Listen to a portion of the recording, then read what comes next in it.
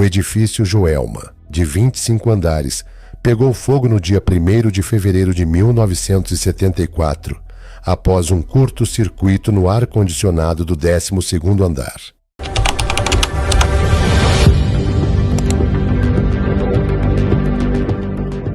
As chamas devoraram o prédio num piscar de olhos. O ambiente, repleto de madeira, carpetes, cortinas e revestimentos inflamáveis, tornou-se o combustível perfeito, garantindo a propagação imediata do fogo. O desastre foi potencializado por uma época em que a segurança contra incêndios era negligenciada.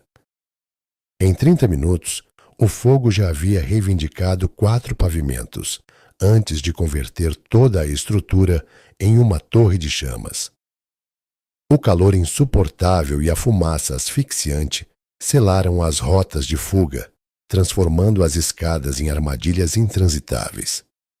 O que se seguiu foi o colapso do controle emocional. Sob o domínio do desespero absoluto, algumas pessoas preferiram o abismo às chamas. O cotidiano dos 700 funcionários do banco Crefsul foi brutalmente interrompido pelo fogo.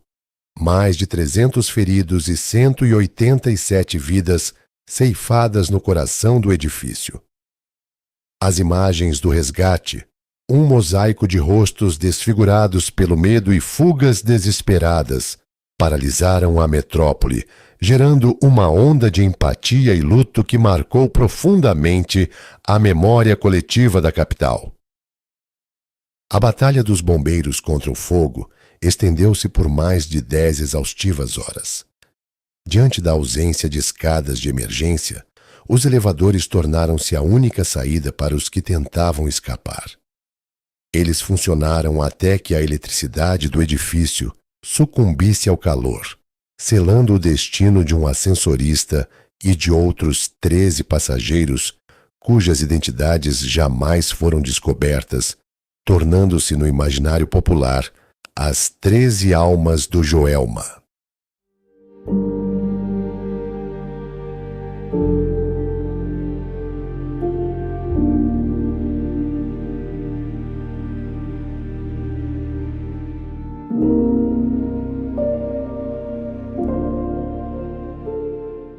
A multidão aglomerada nas ruas erguia cartazes de incentivo. O objetivo era dar fôlego aos que esperavam o resgate nas janelas, insuflando neles a bravura necessária para suportar a espera até a chegada dos bombeiros. O resgate massivo mobilizou helicópteros e escadas de incêndio para alcançar quem ainda estava no edifício. O saldo da força-tarefa foi impressionante. Mais de 80 pessoas foram salvas pelo terraço, somando-se às centenas que conseguiram evacuar o prédio pelas rotas terrestres. Mais do que o fogo, os bombeiros enfrentaram um sistema falho, rede de hidrantes inoperante, normas básicas de segurança ignoradas, quadro de funcionários reduzido, mangueiras furadas e poucos postos de atendimento. A comoção popular e o tamanho da gravidade do acidente, visto a quantidade de mortes, pressionou autoridades a promoverem uma série de medidas a favor da prevenção de incêndios. Algumas histórias sobrenaturais cercam a tragédia que aconteceu naquele fatídico dia 1º de fevereiro de 1974, como a história da Volquimar Carvalho dos Santos, de 21 anos, que trabalhava com o processamento de dados do banco no 23º andar do edifício Joelma. Ao perceber o incêndio, ela tentou descer pelas escadas com as colegas, mas foi impedida pela fumaça, buscando abrigo no terraço onde faleceu por asfixia. Seu irmão, Álvaro, sobreviveu. Ele trabalhava no mesmo edifício no 10º andar.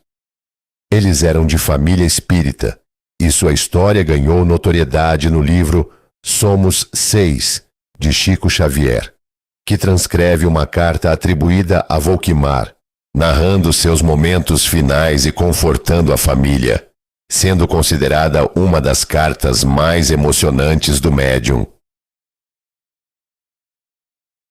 No ano de 1979, Volkmar ganha vida como Lucimar no filme Joelma, 23º Andar, sendo interpretada pela atriz Beth Goulart, que aceitou o papel apenas após ler sua carta psicografada. Outra história que também cerca a tragédia do Joelma é a das 13 almas.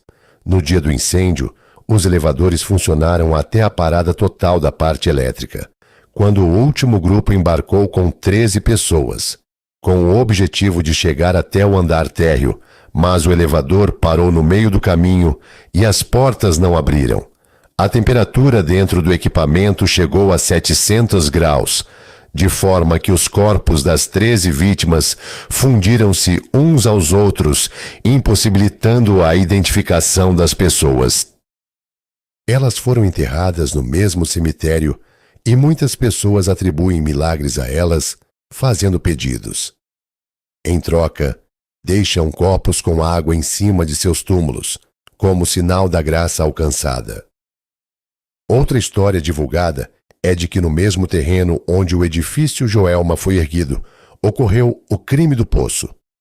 No ano de 1948, em uma casa, moravam Paulo Ferreira de Camargo, de 26 anos, sua mãe, Benedita Ferreira de Camargo, de 56 anos, e suas duas irmãs, Maria Antonieta, de 23 anos, e Cordélia, de 19 anos. Apesar das especulações, o verdadeiro motivo dos assassinatos nunca foi descoberto, pois Paulo tirou a própria vida quando a polícia apareceu.